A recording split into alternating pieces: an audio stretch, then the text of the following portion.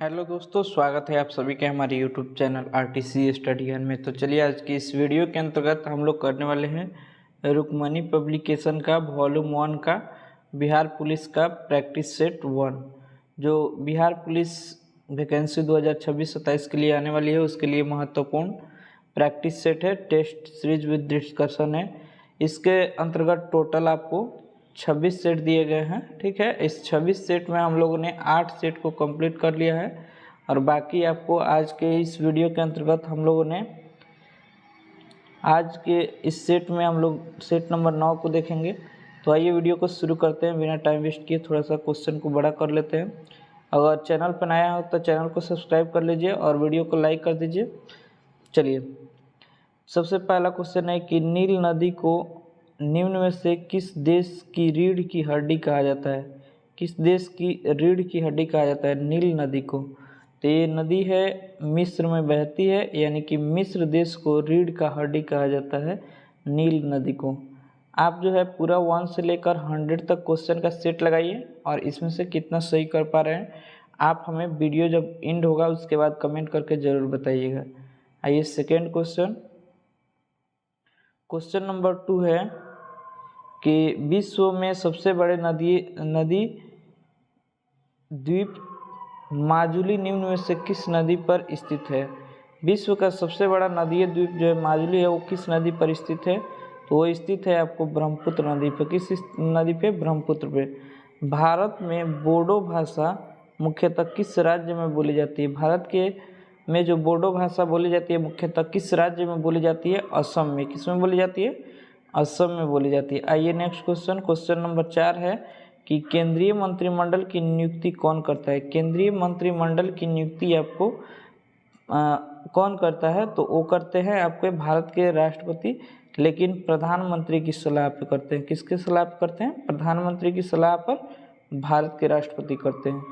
अगला question number 5 है कि महिलाओं की एक पत्रिका वाम बोधनी पत्रिका के संपादक कौन थे? वाम बोधनी पत्रिका जो था उसके संपादक कौन थे? तो उसके संपादक आपके उमेश चंद्र दत्त थे। कौन थे? उमेश चंद्र दत्त थे।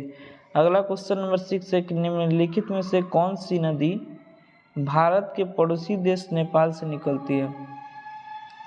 भारत के पड़ोसी देश नेपाल से निकलने वाली नदी का नाम है राप्ती नदी। कौन सी नदी? राप्ती नदी। अगला प्रश्न जो है आपको, कलहन की राजतरंगिणी में डैश पर शासन करने वाले राजाओं के इतिहास का संस्कृत भाषा में वर्णन किया गया है। तो कौन से भाषा में, मतलब किस पर शासन पे? कश्मीर पे। क्या हो जाएगा? इसका सही जवाब कश्मीर हो जाएगा। अगला क्वेश्चन नंबर 8 दिया गया है, ऋग्वेद 1028 सूक्तों का एक संग्रह है जो कितने मंडलों में विभाजित है? ऋग्वेद में कितने मंडल है? तो 10, यानी कि डी सही जवाब हो जाएगा।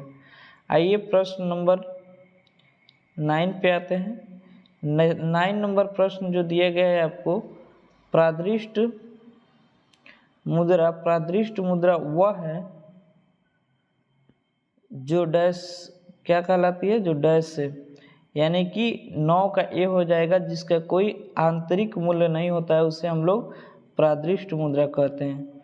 क्वेश्चन नंबर 10 है कि सत्रिया नृत्य कलाकार ओली जेरांग निम्नलिखित में से किस राज्य से संबंधित थे? सत्रिया नृत्य करती हैं कौन? ओली जेरांग। ये निम्नलिखित में से किस राज्य से संबंधित है? तो ये अरुणाचल प्रदेश की रहने वाली। कहाँ की रहने वाली? अरुणाचल प्रदेश की। आइए अगला प्रश्न, क्वेश्चन नंबर 10 दिया गया है कि शुद्ध वर्तनी वाले का चयन करें। शुद्ध वर्तनी का चयन करें तो 11 का आपका सी हो जाएगा उज्ज्वल ऐसे लिखते हैं। अगला 12 नंबर, सही पर्यायवाची शब्द चुनिए। अरविंद का पर्यायवाची शब्द क्या हो जाएगा? कमल। अरविंद का पर्यायवाची शब्द कमल। अगला प्रश्न, समानार्थी शब्द बताएं। अंकिंचन का क्या हो जाएगा? अंकिंचन का दरिद्र हो जाएगा। अंकिंचन का क्या हो जाएगा? दरिद्र हो जाएगा। आइए अगला प्रश्न नंबर 14 दिया गया है कि विपरीतार्थक शब्द को बताना है। विपरीतार्थक शब्द को क्या करना है? बताना है। तो बताइए, विपरीतार्थक शब्द आपका हो जाएगा ऋजु, वक्र का ऋजु। क्वेश्चन नंबर 15 दिया गया, किसी संख्या को 2, 3, 11 और 13 से 13 में से प्रत्येक में जोड़ने पर परिणामी संख्या समानुपात में होगी। तो 15 का सही आंसर हो जाएगा डी नंबर, आपको 7 हो जाएगा। आइए अगला प्रश्न नंबर 16 से आते हैं। प्रश्न नंबर 16 दिया गया है कि जूही और सुरभि की वर्तमान आयु का अंतर 24 वर्ष है। आज से 5 वर्ष पहले उनकी आयु का योग 66 वर्ष था। यदि जूही सुरभि से बड़ी है तो सुरभि की वर्तमान आयु कितना होगी? तो 16 का सी हो जाएगा 26 साल। आइए नेक्स्ट क्वेश्चन नंबर 17 दिया गया है कि ग्रहीय गति के नियमों में केपलर का दूसरा नियम जो है क्षेत्रफल के नियम के भौतिक के किस संरचना सिद्धांत पर आधारित है? तो ये हो जाएगा आपको कोणीय संवेग संरक्षण। आइए नेक्स्ट प्रश्न दिया गया है क्वेश्चन नंबर 18, यदि किसी गतिमान वस्तु का वेग दोगुना कर दिया जाए तो उसकी डी ब्रोगली तरंग दैर्ध्य पर क्या प्रभाव पड़ेगा? तो 18 का सही आंसर बी हो जाएगा, आधी रह जाएगी। अगला प्रश्न नंबर 19 दिया गया है, कथन कारण से संबंधित प्रश्न है। तो दिया गया 19 नंबर प्रश्न की कथन है कि एक ट्रांसफार्मर दिष्ट धारा पर कार्य नहीं करती है। एक ट्रांसफार्मर जो होता है वो आपको दिष्ट धारा पर कार्य नहीं कर सकता है, बिल्कुल सही है। दूसरा है कि दिष्ट धारा परिवर्तित चुंबकीय फ्लक्स उत्पन्न नहीं करती है जो विद्युत चुंबकीय प्रेरण के लिए आवश्यक है, ये भी सही है और ये इसका व्याख्या भी कर रहा है। तो यानी कि आपका ए सही जवाब हो जाएगा। दोनों जो है ए व आर सही है और आर ए की सही स्पष्टीकरण भी है। अगला प्रश्न नंबर 20 दिया गया है आपको कि विद्युत चुंबकीय स्पेक्ट्रम जो है आपको की तरंग उनके उपयोग से सुमेलित कीजिए। तो 20 का सही जवाब क्या हो जाएगा? 20 का सही जवाब आपको ए नंबर हो जाएगा।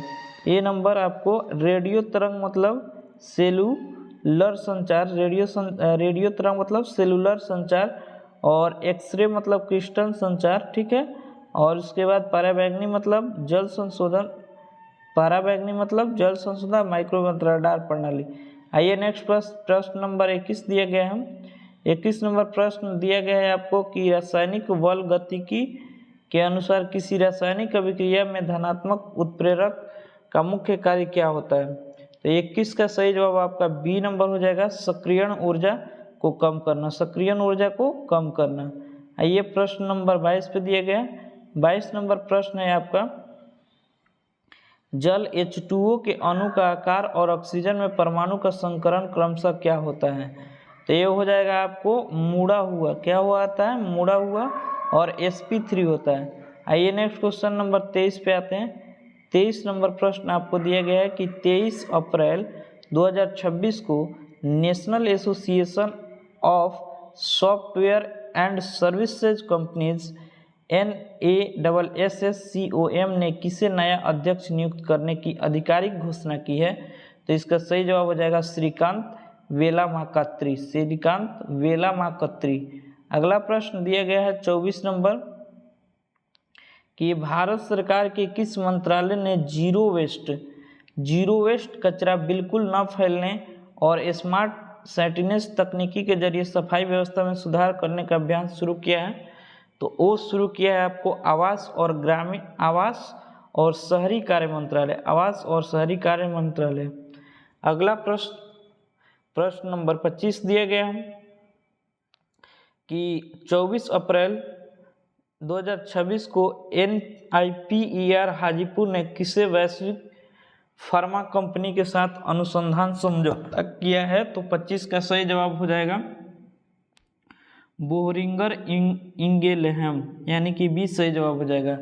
अगला प्रश्न नंबर 26 दिया गया कि कौन सा राजवंश मौर्य साम्राज्य का उत्तराधिकारी बना था? कौन सा था जो मौर्य साम्राज्य का उत्तराधिकारी बना? तो ये थे आपके शुंग। कौन थे? शुंग वंश, ठीक है। अगला प्रश्न नंबर आपको 27 दिया गया है।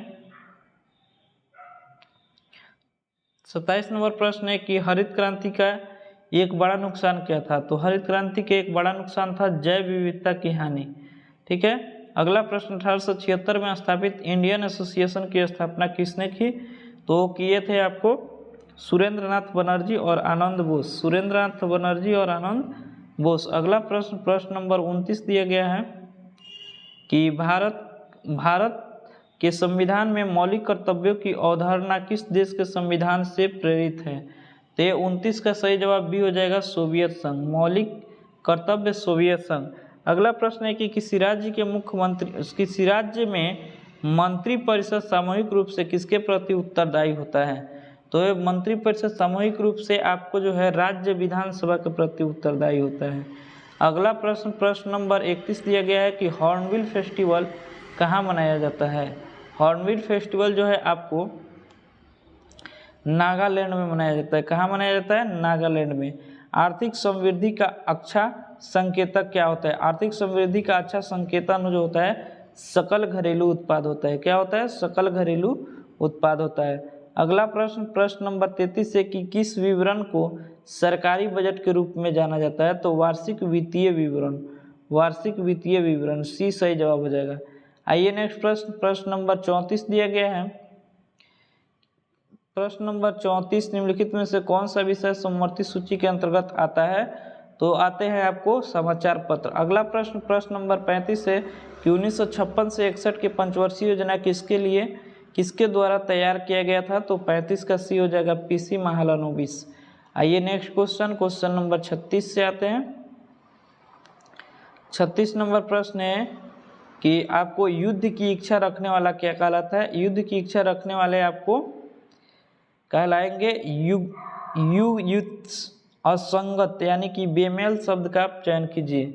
इसमें कौन सा एक असंगत है? तो असंगत है आपको वारिज। अगला प्रश्न दिया गया है, रिक्त स्थान की पूर्ति करे सत्य और अहिंसा डैश का संबंध है? सत्य और अहिंसा घनिष्ठ का संबंध है।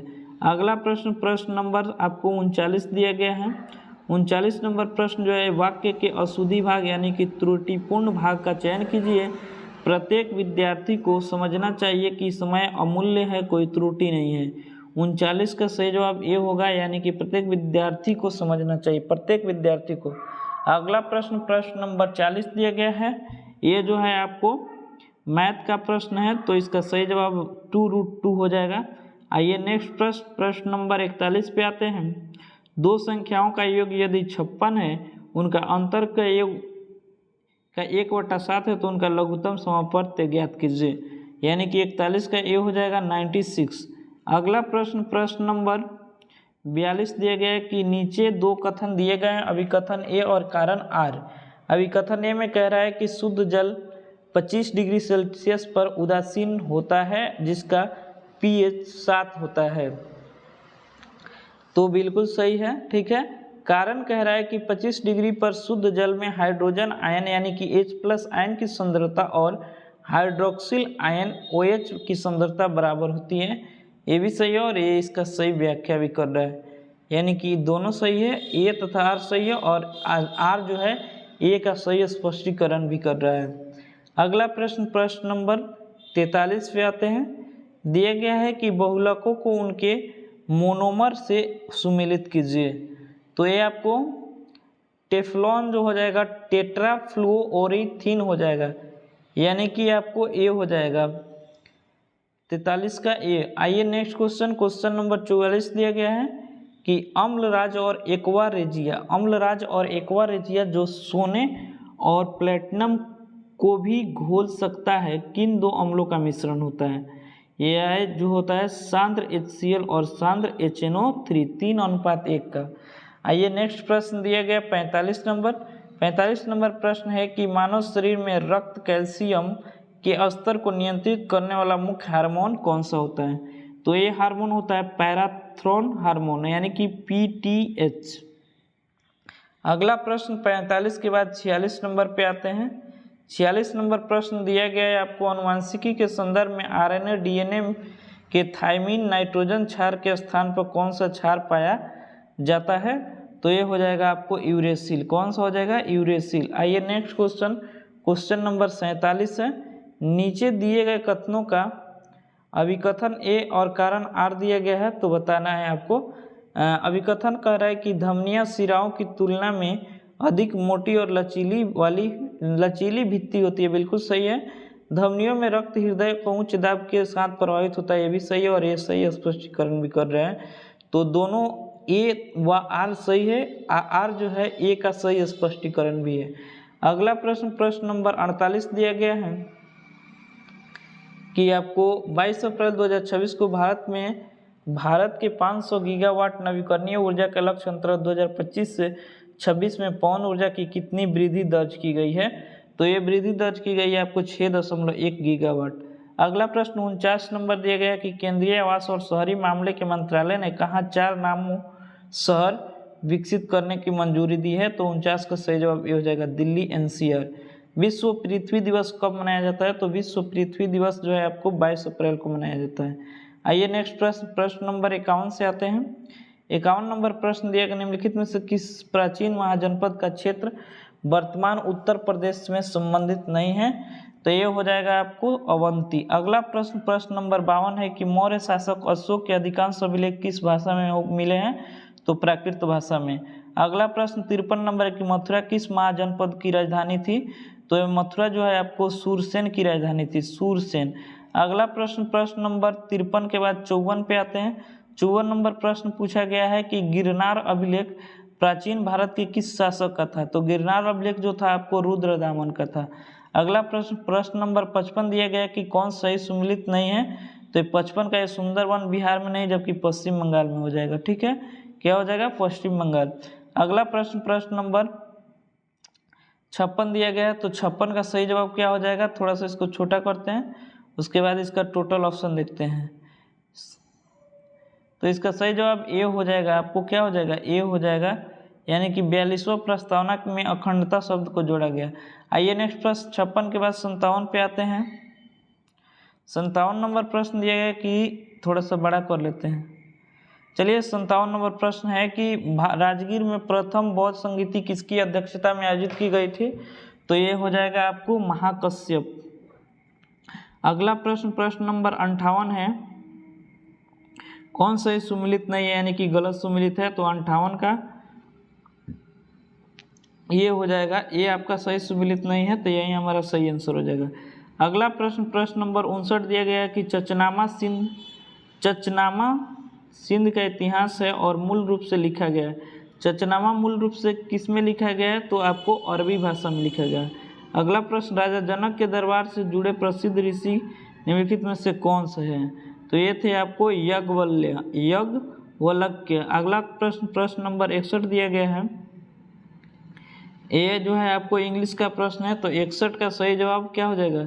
सी हो जाएगा। 61 का सही जवाब सी हो जाएगा। अगला प्रश्न नंबर 62 दिया गया कि in which the following does the prefix in the opposite at not. तो 62 का क्या हो जाएगा सही जवाब? 62 का सही जवाब आपको हो जाएगा बी नंबर। क्या हो जाएगा? बी नंबर, यानी कि 2 और 4। आइए नेक्स्ट क्वेश्चन नंबर 63 दिया, select the most appropriate synonym of the given word. तो ये 63 का सही जवाब हो जाएगा आपका ए नंबर। 63 का सही जवाब ए नंबर हो जाएगा। आइए नेक्स्ट प्रश्न 64 नंबर दिया गया, translate to proverb below the Hindi action the louder the word. तो 64 का सही जवाब आपको हो जाएगा ए नंबर।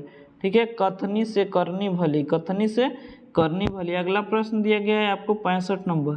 65 जो है आपको हितेश को किसी वस्तु को उसकी वास्तविक विक्रय मूल्य के 6/15 पर बेच से 28% की हानि होती है। यदि वह उसे उसके वास्तविक विक्रय मूल्य से इतना पर बेचता है तो लाभ प्रतिशत कितना होगा?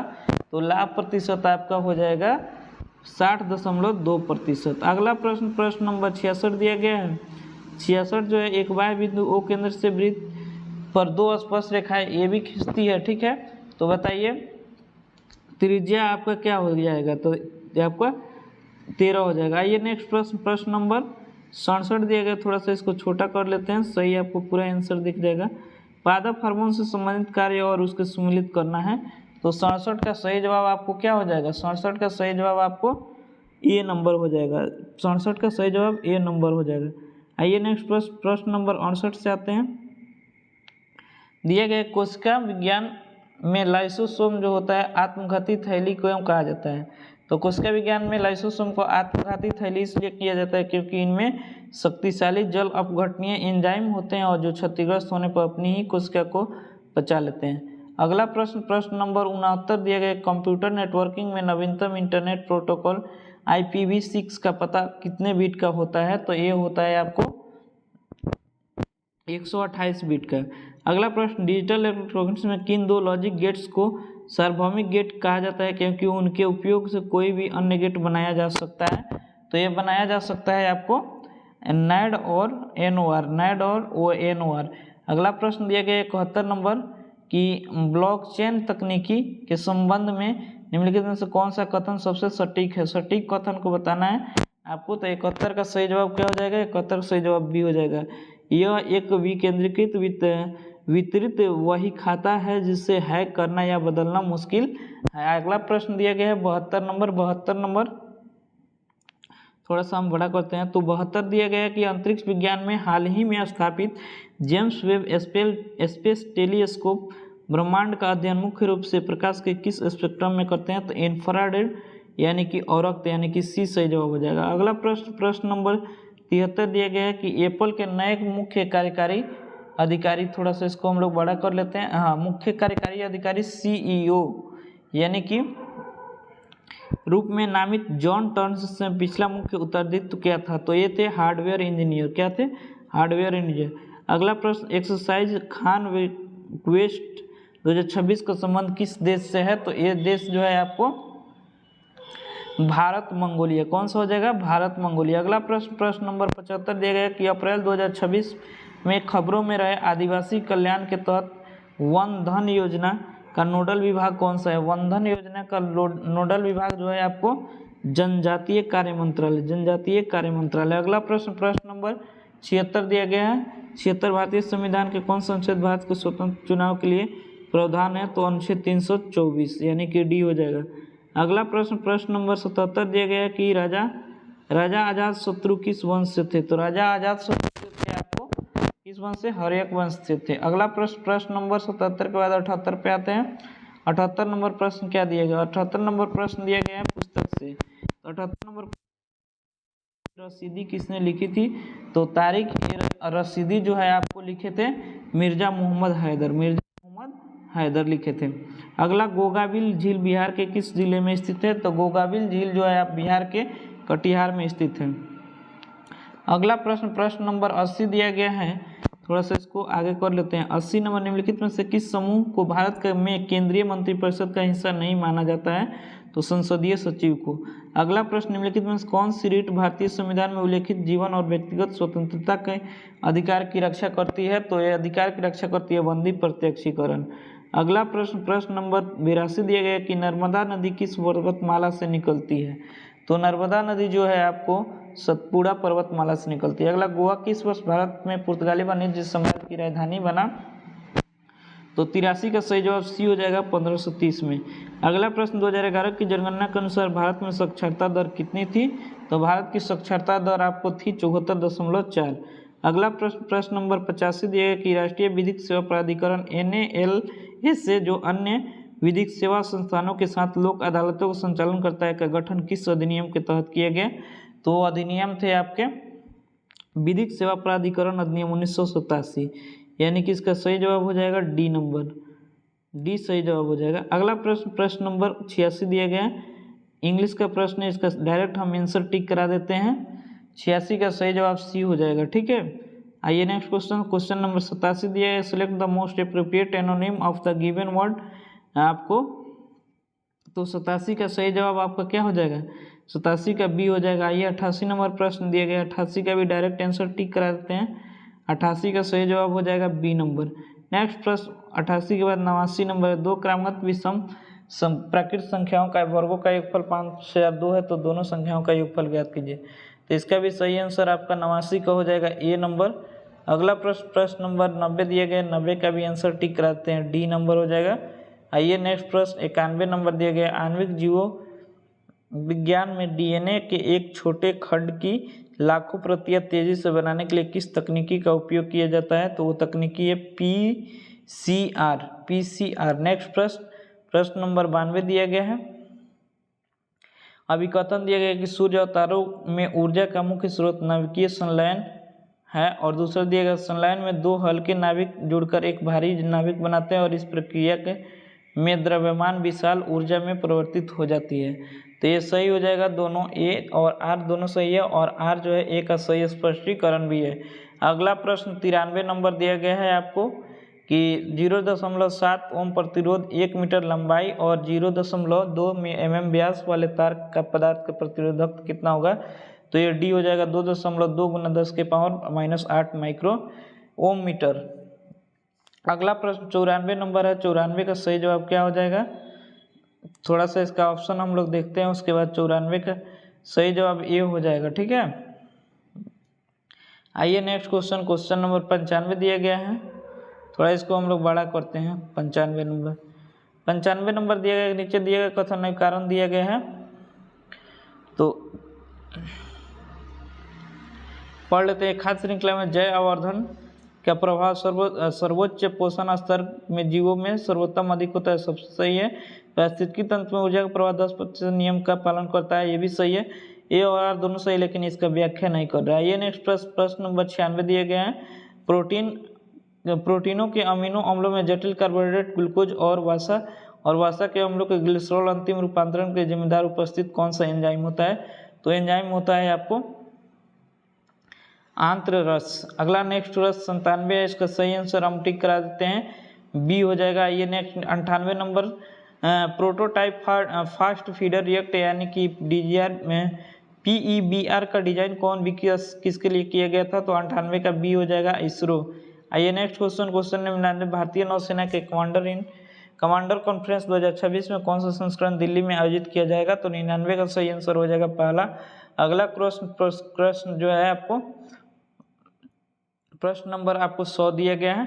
100 का सही जवाब क्या हो जाएगा। 100 जो है क्वेश्चन आपको मैग्रो पारिस्थितिकी संचरण के लिए भारत में मिस्ट्री आयोजना किस मंत्रालय द्वारा क्रियान्वित किया जाता है। तो 100 का आप कमेंट करके बताइएगा।